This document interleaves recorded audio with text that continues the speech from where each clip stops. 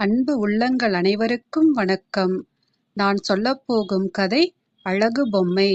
ஒரு தம்பதியினர் தன் 15 வயது மகனோடு ஒரு ஞானியை பார்க்கச் சென்றனர். என் மகனான இவன் பெரிய அறிவாளியாகவும் சான்றோனாகவும் ஆக வேண்டும் என்று நாங்கள் ஆசைப்படுகிறோம் என்று ஞானியிடம் கூறினார்கள்.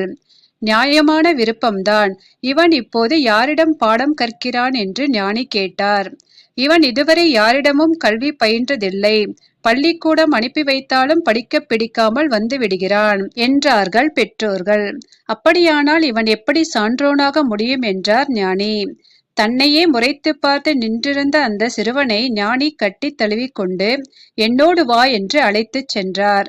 இருவரும் கடற்கரைக்கு சென்றார்கள். அங்கே சிறுவனை சற்று தொலைவில் நிற்க செய்த ஞானி தன் கைகளால் கடற்கரை மணலை அள்ளி அள்ளி எடுத்து கடலில் போட்டார். வெகுநேரம் இவர் இவ்வாறு செய்வதை பார்த்து பொறுமை இழந்த சிறுவன், என்ன செய்து கொண்டிருக்கிறீர்கள் என்று எரிச்சலுடன் கேட்டான். நான் இந்த மணலை வைத்து இந்த கடலுக்குள் குறுக்காக ஒரு பாலம் கட்டப் போகிறேன் என்றார் ஞானி.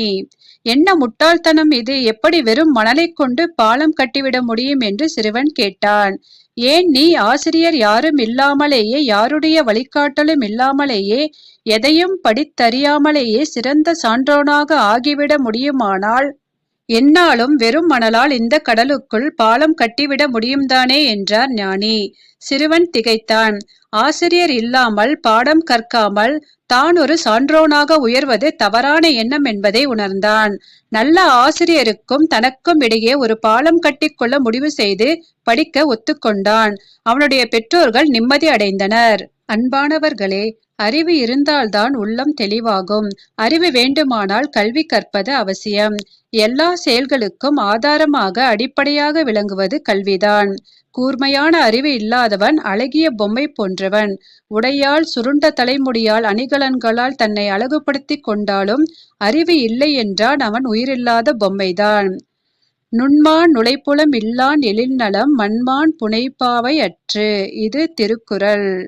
இதன் பொருள், அறிவு இல்லாதவனின் அழகிய தோற்றம் வண்ணம் தீட்டி அழகு செய்யப்பட்ட மண்பொம்மை போன்றது.